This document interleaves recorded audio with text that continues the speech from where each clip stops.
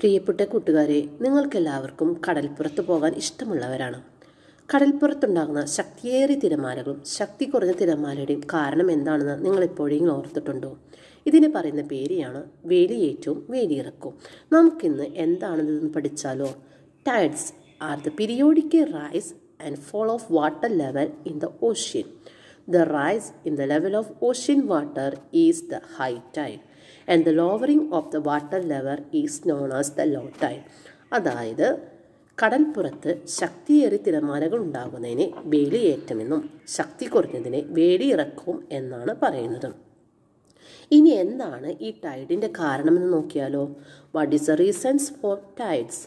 Tides are formed as a result of the gravitation pull exerted by the moon and the sun along with the centrifugal force due to the earth's rotation.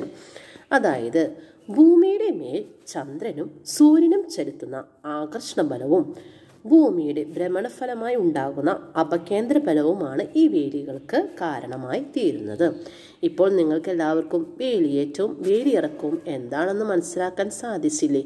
ഇതാണ് നാം കടൽപ്പുറത്ത് കാണുന്ന ശക്തമായ തിരമാലകൾക്കും ശക്തി കുറഞ്ഞ തിരമാലകൾക്കുള്ള കാരണങ്ങൾ.